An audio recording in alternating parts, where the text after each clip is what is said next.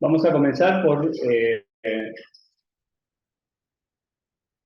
en dónde se inserta esto de repositorio, ¿no? Y después veremos qué es un repositorio institucional. El repositorio se inserta en un movimiento que se movimiento de ciencia abierta o de acceso abierto, que bueno, comienza allí por los años 90, pero se formaliza a principios de este siglo, como veremos.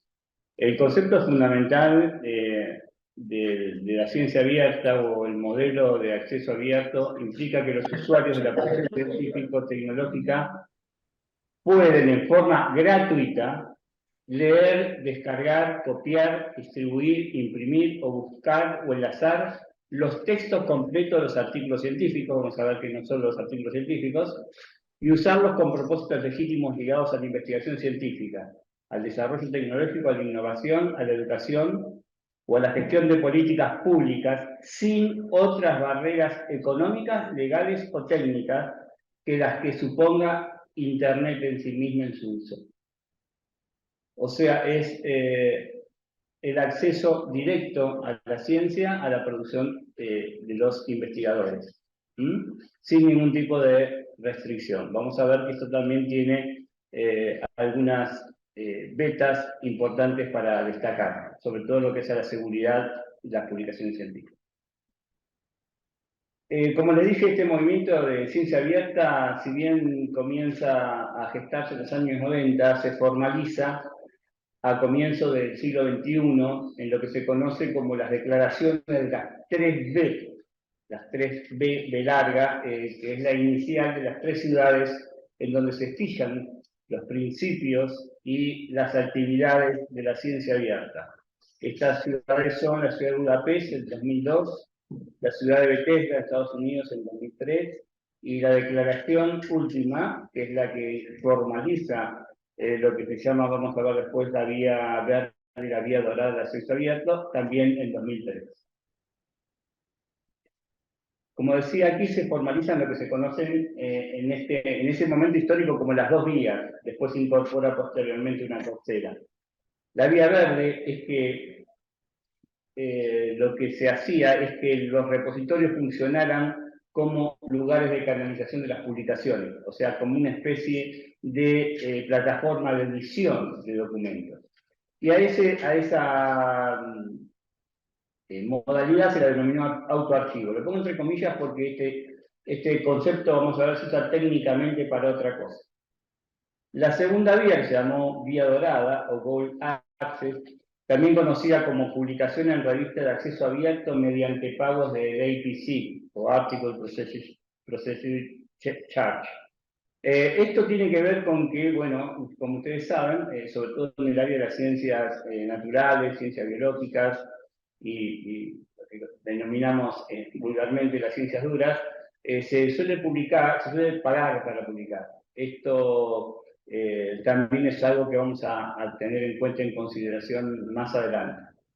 Y por último, esto, lo que se llama de Diamond Access o la vía diamante, que es nuevo, es algo ya la última parte de la ciencia abierta, estamos hablando de los últimos 3 años, 5 años, que se conoce como vía diamante, que es igual que la dorada, pero el autor o la institución no debe realizar ningún pago. Es absolutamente gratuita la publicación de los artículos de forma libre y total, sin realizar ningún pago.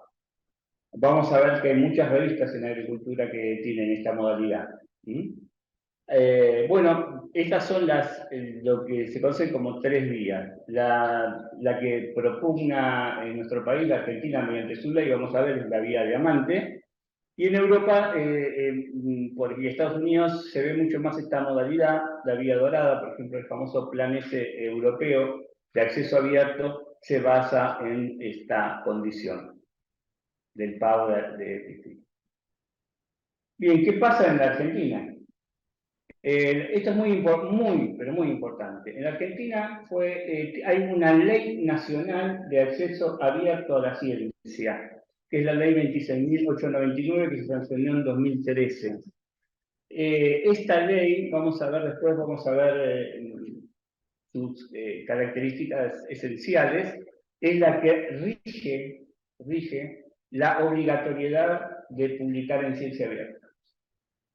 Esta ley, luego tiene es una ley breve, vamos a ver, tiene 9 artículos, pero tiene una reglamentación que era de esta ley, que es de 2016, que es un verdadero tratado de ciencia abierta, tiene unas más de 50 páginas, que no la he tomado para esta presentación porque nos sería muchísimo tiempo, si bien es muy interesante, ¿no? Que es la que despliega todo lo que en la ley se presenta como elemental o básico. Y creo yo que ahora sí, me permito, en opinión personal, lo más importante es la política de acceso abierto del INTA. El INTA, por resolución 940 de 2019, complementada con esta acta, donde está la política de acceso abierto, publicó, avaló institucionalmente la aplicación de esta ley en función de lo que la ley le exige a la institución que tenga una política de acceso abierto. Esa política está aquí y de esa sí vamos a dar algunas características porque es muy importante para tener en cuenta para todos los integranos.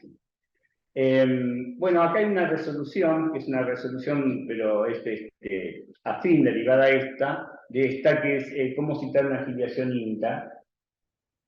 Obviamente que el que escribe para una revista, las revistas tienen sus propias normas editoriales, pero en caso de publicaciones INTA, hay una resolución, que es la 992 de 2017, que especifica cómo citar esa afiliación INTA.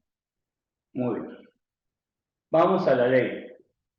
La ley, como decía antes, es de 2013, la sanción se reglamenta en el boletín oficial el 16 de noviembre de 2016 por esta resolución del Ministerio de Ciencia y Tecnología. Esos son datos muy aburridos, la base legal, pero bueno, es así, es una ley, es un texto breve, tiene 9 artículos y el último es de forma. Pero estos 9 artículos son bastante claros y tajantes. En el artículo 1 lo que se establece, por ejemplo, es la obligatoriedad de los organismos e instituciones públicas del Sistema Nacional de Ciencia y Tecnología e Innovación de desarrollar repositorios digitales institucionales. Primer punto a considerar en cuanto a nuestro repositorio. Es una obligación legal. No es ni un gusto nuestro, ni un capricho, ni mucho menos, sino que la ley nos exige o exige a la institución. Una de las exigencias es tener un repositorio, vamos a ver, no de cualquier forma, sino tener un repositorio institucional. El Sistema Nacional de Ciencia y Tecnología, porque uno puede decir, bueno, ¿cómo sabemos que el INTA está obligado a esto? Bueno, porque hay una ley anterior que establece este Sistema Nacional de Ciencia y Tecnología e Innovación. Si la memoria no me falla, es la 25.467, que crea el Sistema Nacional, donde nos nombra, con nombre y apellido, como digo yo, al INTA, universidades nacionales y muchas otras instituciones. El segundo artículo de esta ley, que aclaro, Argentina fue el primer país en toda Latinoamérica en tener una ley de acceso abierto, luego siguieron Perú y México.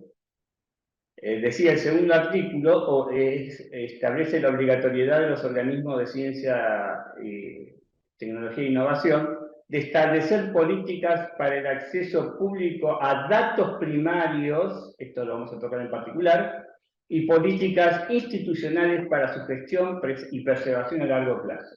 Esto el INTA también lo cumplió y tiene que ver con esa resolución que les nombraba antes, la 940, que es donde establece sus políticas de acceso abierto.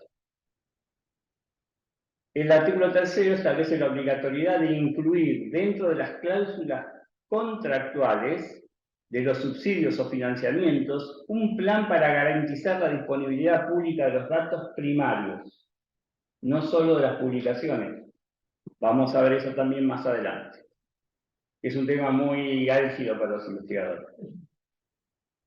El artículo 4 dice, bueno, sí, tiene que establecer o crear un repositorio institucional, pero ese repositorio no puede estar hecho de cualquier forma. Tiene que ser compatible con las normas internacionales, garantizar el libre acceso y garantizar la protección de los derechos de la institución y de los autores. Vamos a ver que hay dos formas de hacerlo. Nosotros lo hacemos a través de lo que se llama las licencias Creative Commons o de copyleft. sea, todos los documentos que están en el repositorio están protegidos por una licencia Creative Commons 4.0 a la cual se puede acceder a través de un link, allí mismo. El artículo 5 es muy importante, establece la obligatoriedad de los investigadores de diferentes categorías, aquí incluye becarios, y no solo investigadores, también, porque esa palabra en INTA tiene un concepto muy específico, también lo que nosotros llamaríamos extensionistas, e incluso personal del INTA, ¿no? O sea, por ejemplo, mis trabajos tienen que estar en el repositorio, no siendo investigador de INTA, y de hecho lo están. Y dice que tienen que depositar o autorizar por expreso una copia final, esto tampoco es tan así, vamos a ver que también puede ser un preprint, de documentos, hasta con 6 meses tienen de plazo para depositar esos documentos, y de datos primarios. La ley dice que tienen un plazo de 5 años desde la recolección de los datos, pero vamos a ver que algunas prácticas que se incorporaron en el mundo de las publicaciones científicas hacen que estos plazos no sean tales y que se acorten muchísimo. Ya vamos a llegar cuando veamos la influencia de la ciencia abierta en las publicaciones científicas. Hay excepciones, por supuesto. Dice, hay casos de producciones científicas y tecnológicas, en el artículo 6, y datos primarios que están protegidos por derechos de protección industrial y o acuerdo con terceros. ¿Esto qué quiere decir? Que hay lo que se llaman, por ejemplo, una institución tiene datos sensibles, que están exceptuados de estar aquí, y también una institución pública puede tener un acuerdo que necesita en común, un convenio con una institución privada, y en ese caso también estarían exentos, y también están exentos todos aquellos que el autor haya cedido, esto es un tema también a tratar, el derecho patrimonial a otra institución, como por ejemplo cuando publican en revistas cerradas. El artículo 7 dice que la autoridad de aplicación de la ley es el Ministerio de Ciencia, Tecnología e Innovación.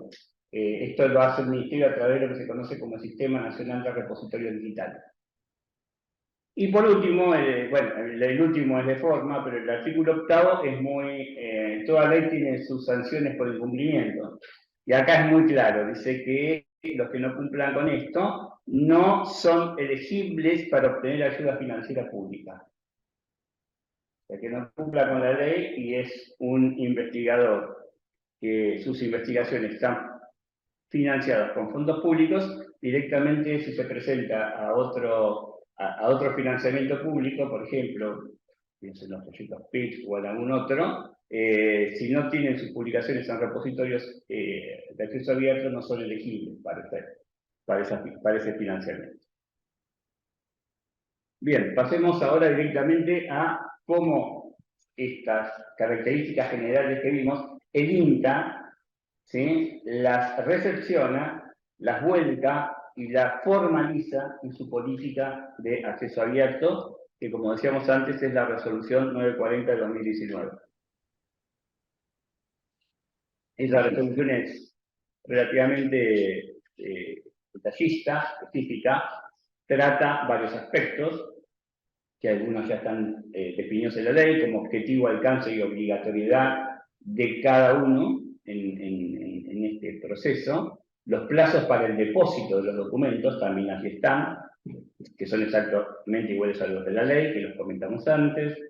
La certificación del depósito de la producción científico-tecnológica, es decir, que eso nosotros lo garantizamos porque al estar en el repositorio el investigador puede imprimir sus documentos depositados. El reconocimiento a las instituciones y organismos. Esto tiene que ver con lo que nosotros conocemos como filiación. Si hay un documento, por ejemplo, que autores INTA publicaron con autores de otras instituciones, hay un metadato en donde figura ese autor con su filiación, con la referencia a su institución.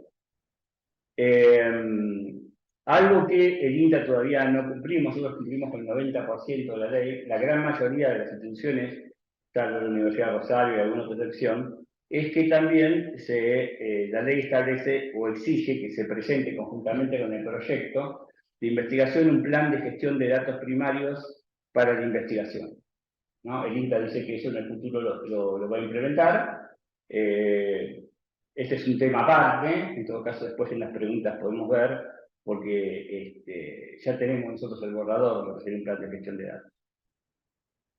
Y básicamente, bueno, qué datos se van a producir, qué se espera, en qué formato se van a producir, durante qué periodo de tiempo, con qué cobertura espacial, etc. Hay una serie de parámetros a tener en cuenta. Bueno, también habla que cómo se va a procesar en el INCA la información, que es a través de los curadores de datos, que ya vamos a ver lo que es, ¿no? O sea, son bibliotecarios que están especialmente capacitados para trabajar en entornos digitales y en bibliotecas digitales. Cuando aclaremos lo que es un repositorio, esto va a quedar mucho más claro. Habla de estadísticas y privacidad de los datos, eso es disposiciones de forma, y esto sí lo dejé para el final porque lo más importante, establece en esa resolución la responsabilidad de cada uno de nosotros, desde los directores, el director nacional y el presidente del INTA, hasta los curadores de datos, pasando por directores de institutos, directores de estaciones experimentales, quienes hablan, el responsable del repositorio y los curadores de datos. O sea, en esta ya establecido con precisión qué es la responsabilidad de cada uno, ¿verdad? Creo que es un documento institucional digno de leer y que merece, o sea, también se podría tomar para una exposición más adelante en detalle. Pero básicamente, digamos, responde no solo a la ley, en la mitad responde a la ley, y la otra mitad responde a las responsabilidades institucionales de cada uno de sus actores sociales.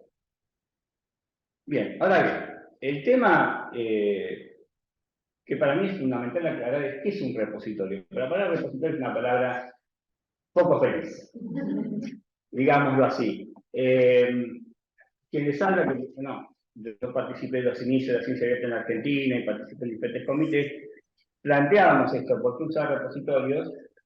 Y es una traducción literal de repositories, la palabra inglesa, y es porque ellos diferencian las bibliotecas digitales, que contienen por ahí libros o documentos que no son de producción propia, sino que son comprados, los diferencian de los que son de producción propia. Entonces, las bases de datos con producción propia les llaman repositorios, y a las bibliotecas digitales se hacen esa diferenciación.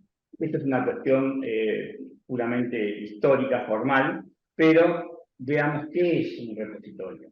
En primer lugar, un repositorio es una biblioteca en formato electrónico. En la literatura bibliotecológica se habla de que un repositorio o una biblioteca digital es una metáfora de biblioteca. Es decir, ¿qué quiere decir con esto? Que es exactamente una biblioteca que tiene características particulares porque está funcionando en un entorno digital. Entonces, nosotros hablamos de bibliotecas físicas, que son las que conocen ustedes, cuasi tradicionales, porque han cambiado mucho en su concepción, y las bibliotecas electrónicas, o también llamadas digitales. A mí me gusta más la palabra digital, pero acá puse electrónica por una cuestión de redacción, ¿no? Y porque se usa indistintamente.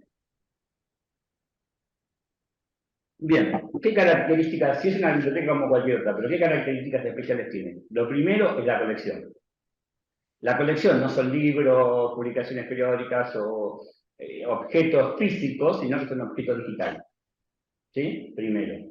Y esos objetos digitales, en el caso de los repositorios, son aquellos documentos, pongamos el término general, que son producidos por la institución.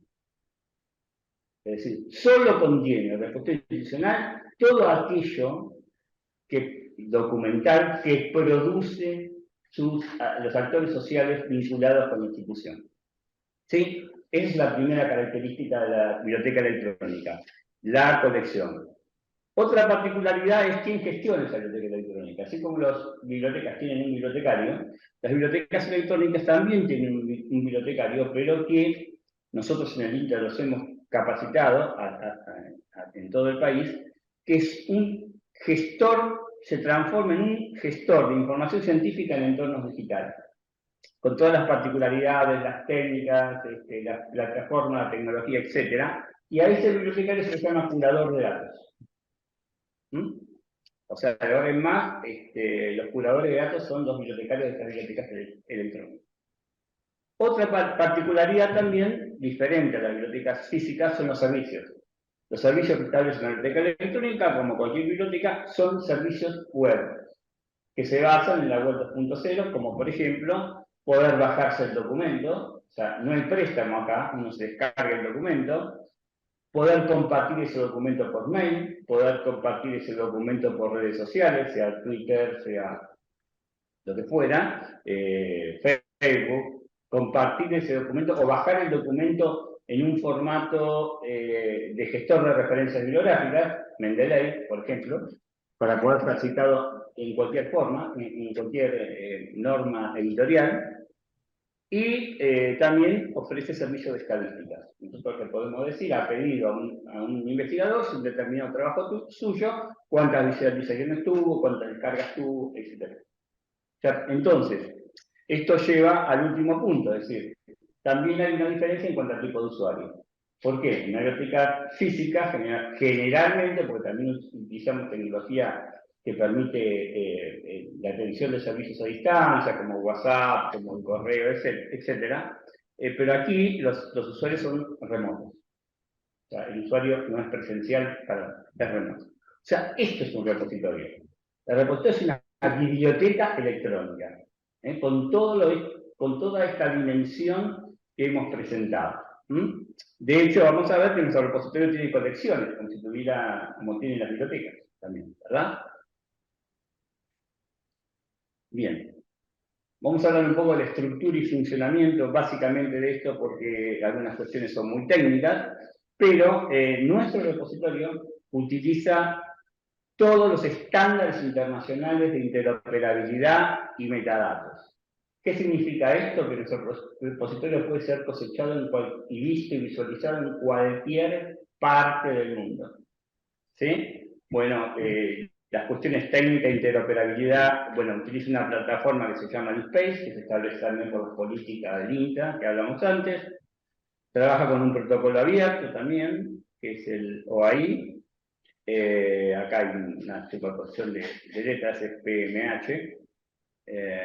Y trabaja con un sistema de metadatos, que vamos a ver, para clasificar los documentos y describirlos, que es el estándar internacional, hoy por hoy, que se llama Dublin Core.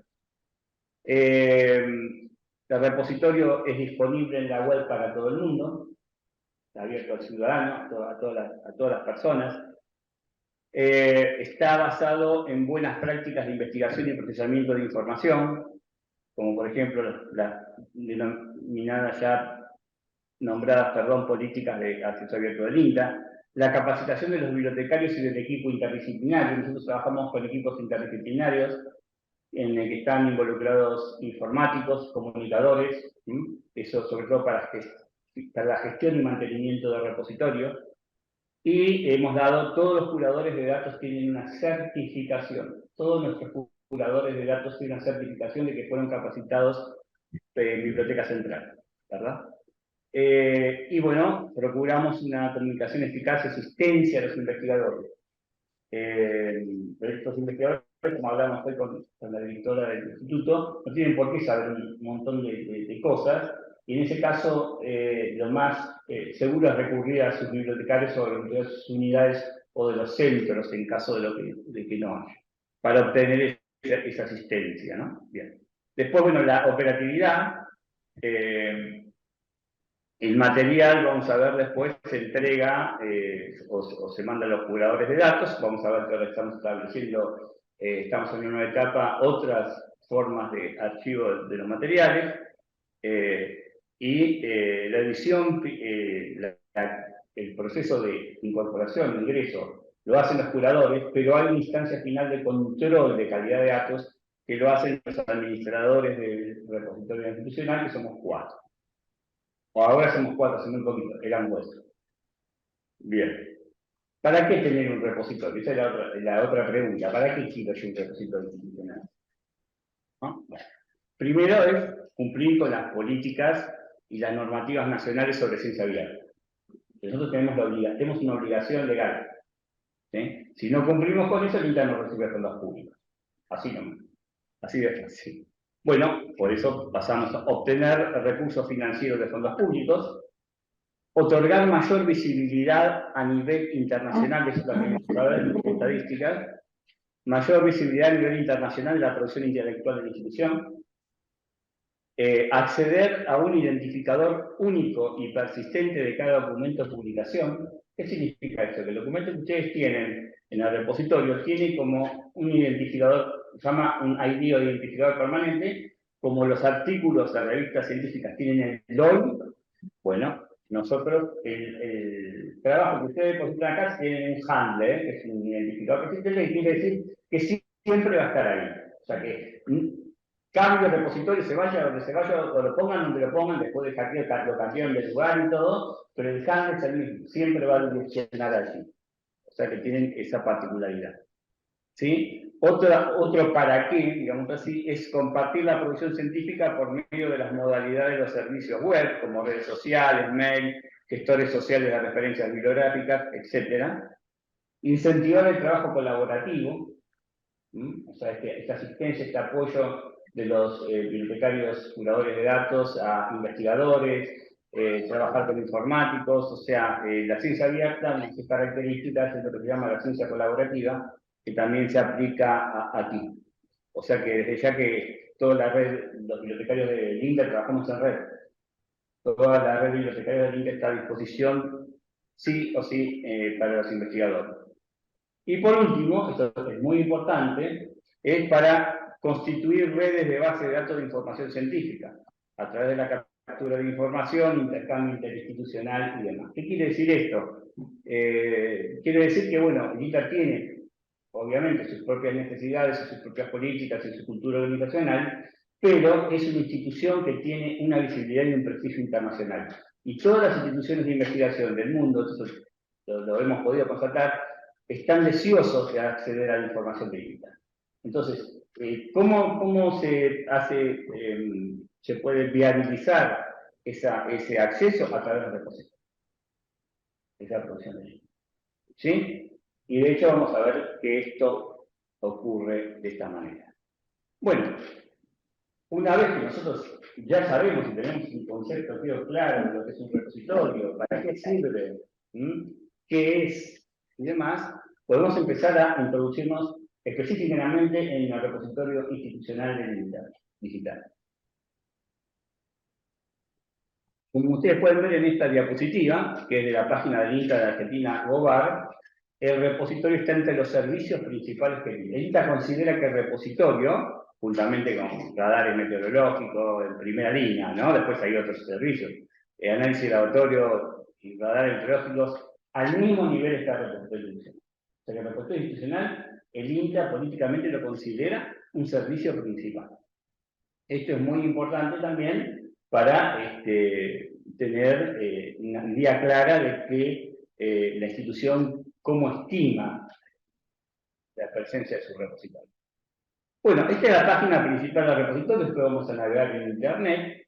Como ustedes pueden ver, fue diseñada, el repositorio comenzamos de cero, en junio de 2017, y llegamos con lo justo al 30 de noviembre de 2018, que era el plazo para cumplir con la ley. Hasta ese momento cumplimos con el 50% del repositorio, al año siguiente cumplimos con prácticamente la totalidad, les ponen las políticas de acceso abierto y ya nos falta el plan de gestión de datos. De todos modos, vamos a ver después que una de las distinciones que tuvo nuestro repositorio es que el Ministerio de Ciencia y Tecnología, a través del Sistema Nacional de Repositorios Funcionales, le otorgó la adhesión permanente. Solo 15 repositorios la tienen en todo el país. Bueno, como ustedes ven, es un diseño sencillo, tipo, la primera parte está enfocada en como si fuera un buscador web. Les quiero aclarar que esto es totalmente provisorio, porque después, como ustedes muy bien saben, lo que ocurrió en el Inter de hackeo, nosotros nos estamos planteando una segunda etapa en el repositorio, esto lo vamos a modificar también, que tiene que ver con un movimiento a nivel internacional de repositorio que se llama el New Generation, donde se está más centrado en servicios. No cambia todo lo que venimos viendo, pero sí vamos a ¿Cómo? La interfaz con el usuario y tratar de proporcionar más servicios públicos. Por ejemplo, servicios estadísticos que veamos hoy son a pedido de los investigadores y esos servicios estadísticos podrían estar a disposición pública. Un ejemplo, posiblemente. Bueno, el repositorio, esto nos exige la plataforma que usamos, que como le dijimos antes, esa plataforma se llama DSpace. Está estructurado en dos partes interrelacionadas. Una parte es la que se llama comunidades, ya vamos a ver, que son las unidades de producción de la información. ¿Sí? Después vamos a ver detalles, porque hay artículos, por ejemplo, que están publicados por diferentes autores, diferentes instituciones o unidades cinta, perdón, y siempre se pone en la unidad del primer autor nombrado. Esto es porque hay una cosa que no se puede hacer en ninguna plataforma que esté presente, que es duplicar registros. ¿Sí? Se puede acceder igualmente por todas las unidades, pero esto está dentro de un instructivo que tenemos nosotros, llamado manual de procedimientos, donde hay decisiones tomadas en función de la plataforma. Después vamos a ver, se divide en comunidades. Las comunidades son únicas e irrepetibles. Son unidades de producción. Después vamos a desplegarlas. Nosotros tenemos la de los centros de investigación, tenemos la de los centros regionales y EAS, tenemos de las coordinaciones nacionales, tenemos la Dirección Nacional y DNA, que también tienen publicaciones, y ProWarta, que es esta inclusión reciente. Y, por otro lado, también se estructura en colecciones. Las colecciones están asociadas a una tipología general, aclaro, de documentos. Nosotros, por el momento, tenemos artículos científicos, artículos de divulgación, informes técnicos, libros, tesis. Esto vamos a ver que hay unas cosas interesantes que permite el repositorio, es la divulgación de tesis. Los que estuvimos en tesis, ya sea en presentaciones, en defensas o en jurados, sabemos que muchas veces el jurado, por ejemplo, dice, bueno, recomendamos la publicación de la tesis si no se publica nunca porque nunca el fondo sigue más bueno. Ahora, los repositorios vinieron a suplir esta carencia. Aparte, por ley se exige que van a ver ustedes que hay muchísimas tesis encargadas en el repositorio y, de hecho, los que quieran, los que no las tengan sus tesis ya las pueden enviar. Tesis, ponencia. Cuando decimos ponencia, nos decimos lo que se llama técnicamente objeto de conferencia, que significa todas las modalidades de presentaciones en reuniones científicas. Póster, ponencias, vamos a incorporar ponencias en video, acá hay una cuestión técnica a resolver, y esto lo quiero aclarar, no incluye resúmenes, salvo que sean lo que ahora se denominan resúmenes ampliados, por ejemplo, los que publica APA, ¿sí? Donde está introducción, materiales y métodos, discusión, bibliografía. El póster tiene un resumen, ¿no? Dijiste póster. Póster, sí, el póster lo que es sería como un resumen ampliado con infografía. O sea que el póster, la imagen del póster como tal. El póster como tal, o sea, como infografía, es decir, las imágenes, y hoy por hoy los congresos se están estableciendo justamente para normalizar los formatos. Ustedes van a ver que hay una serie de pautas para la presentación de póster. O sea, el póster tiene el resumen que acompaña, porque el póster por lo general va acompañado. Acá tiene el póster como tal. El resumen se puede adicionar, se pueden poner los dos, pero no el resumen solo. Claro. Ustedes piensen lo siguiente, a veces los investigadores se quejan, no, me mandan un resumen, que son un resumen que se aprecia y tiene que tener 250 caracteres, bueno, esto es una norma ISO. Imagínense ustedes, pónganse en lugar del investigador, recupera un documento, y cuando va a abrirlo para su investigación, para su tesis, es un resumen, no contiene información relevante, ¿está? Salvo que identificar el documento, nada más. Pero eso lo puede hacer a través de otras vías, como por ejemplo catálogos de bibliotecas, como por ejemplo fuentes de información de publicaciones, ya sea Scopus o Dimension, ya vamos a ver cualquier otra. Entonces, ponencias son presentaciones a reuniones científicas y otro tipo de reuniones que no son exactamente congresos. Por ejemplo, a veces hacen reuniones en ITA para hacer esta reunión. Por ejemplo. Y yo puedo subir estas presentaciones, las puedo subir al repositorio. ¿Entiendes? ¿Por qué? Porque contiene toda esta información, ¿sí? Que no es simplemente El PowerPoint sería ahí, por ejemplo. Sí, se puede subir PowerPoint, se puede, lo que nosotros hacemos para proteger más información lo transformamos en PDF. Claro. Vamos a ver que con los datos pasa algo totalmente diferente. Una charla o una jornada de teoría de un día también se puede subir, por lo menos un congreso. Si contiene datos, o esa jornada está basada en datos de campo, datos primarios, o sea, que está fundamentada esa información en observaciones, en trabajos y demás, y brinda información al usuario final, sea cual sea, el productor o público general, sí. Ahora, si la jornada tiene 2 diapositivas y no, tiene que tener, muchas tienen fotografías y demás, ¿no? O sea, gráficos. el concepto está ahí. Todo se llama repositorio, todo aquello que brinda información A un usuario. a un usuario. No, digamos, no con publicidad, No. como, esa como la gran diferencia, es como que todo lo que brinda información, Contenido. información, todo eso, iría al repositorio. Sí, incluso el repositorio, como le comentaba hoy a Silvina, la directora, puede incluir trabajos inéditos, no publicados. Y por ejemplo, una tesis. Por ejemplo, hasta un documento de trabajo puede incluir, siempre y cuando justamente tenga contenidos.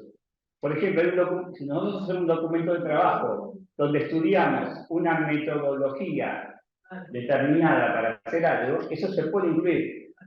¿Sí? No tiene que estar publicado previamente en No, algún sitio. Ahí está. Vamos a ver que hay casos puntuales, ¿no? Como los preprints, vamos a ver.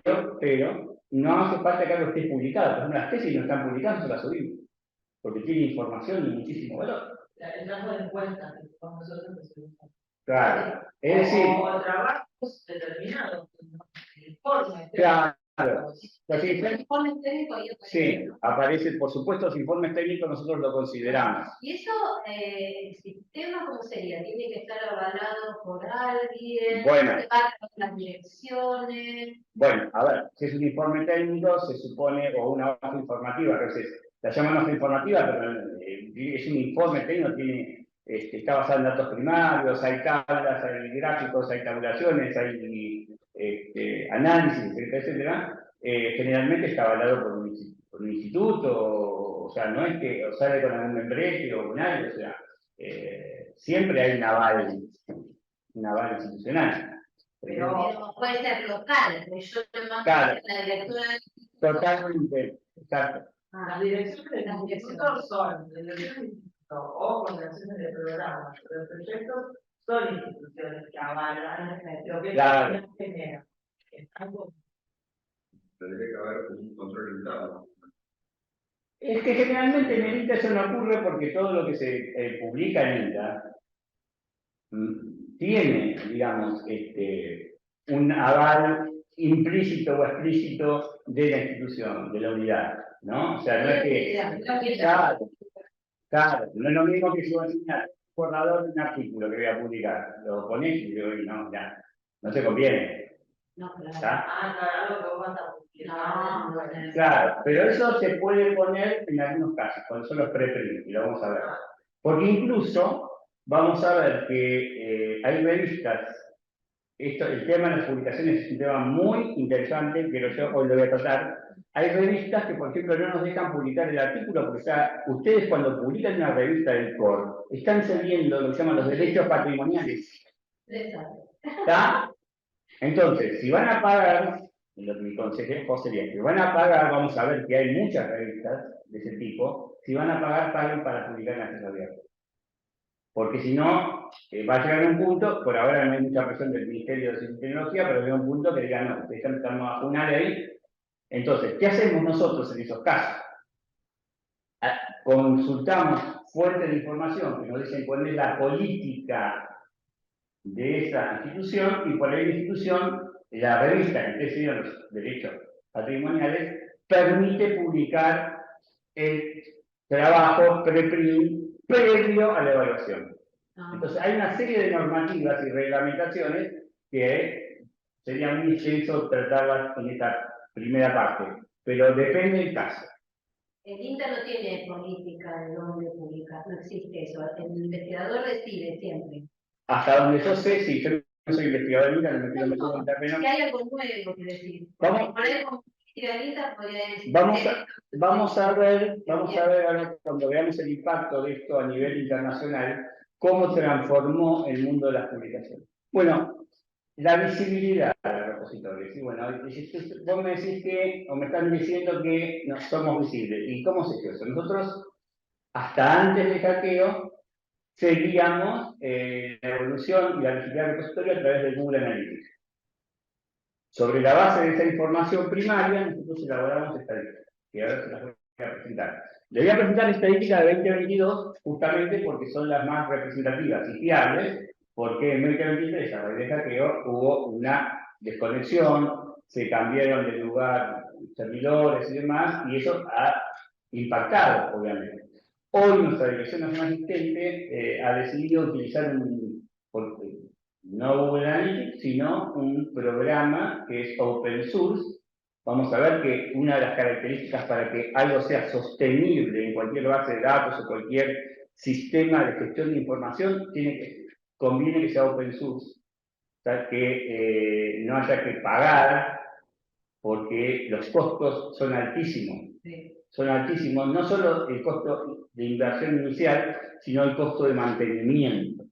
¿Sí? Nuestro repositorio es totalmente open source, lo mantenemos nosotros digo INTA, y no tiene en ese sentido, es sostenible. Y aparte trabaja con, como les dije antes, que es otra cosa a tener en cuenta cuando uno trabaja, y eso en el plan de gestión de datos ustedes lo van a ver, y los investigadores tendrían que tener en cuenta, es trabajar con estándares del dominio ese de conocimiento, pero que sean estándares internacionales. Sí, yo quiero hacer una base de datos como hablábamos hoy con Silvina sobre, no sé, sobre un herbario. A ver, ¿cómo se trabaja esto internacionalmente con un open source? ¿Cuáles son, por ejemplo, el sistema de metadatos internacional? ¿Cuál es? ¿El Darwin Core? No sé, ¿se entiende? O sea, ver eso para qué? Para garantizar la sostenibilidad y la interoperabilidad, para que nos conozcan y nos capturen. Bueno, durante el 2020 la visibilidad fue la que ustedes ven acá. Es decir, visitaron 745.600 páginas, tuvimos 234.374 usuarios, o sea, tuvimos casi 235.000 usuarios del repositorio. Tuvimos aquí un promedio mensual de usuarios de unos 20.216 usuarios mensuales. Esto es una media aritmética, un promedio. Y tuvimos también un promedio de 23.000 sesiones. Se consultaron. Nosotros ahí, todos. No externos. No, todo interno, solo interno. No. Estos de 1.000 usuarios INTA fueron. No. De todo el mundo. Pero estamos incluidos nosotros. Claro. Argentina está incluida. Exacto. Claro, yo pensé que me decía si era esto de estadísticas de este lugar, no. Esto es, aquí están, después ahora lo vas a ver, mira. Ahora vamos a ver los usuarios de dónde son. Hay un mapa de geolocalización. Bueno, aquí lo que estamos viendo en el primer gráfico, la línea azul indica los usuarios recurrentes, es decir, los usuarios que siempre consultan el repositorio. Y la línea superior indica los usuarios nuevos, ¿sí? En el tiempo, ¿no? Bien. Acá sería interesante, como hay dos variables relacionadas, hacer una regresión lineal simple. Pero bueno, eso está bien. Acá ustedes pueden ver que siempre hay un mayor número de usuarios nuevos que se va incorporando a la consulta del repositorio. Eso es lo que creo que muestra este gráfico. Y este otro gráfico que también... que vemos aquí es la tasa de crecimiento del repositorio. Es decir, a qué tasa crece el repositorio, y ustedes ven que, bueno, obviamente los meses más bajos son enero y febrero, ¿no? Y ustedes ven que la línea de la tendencia es siempre alcista y que estábamos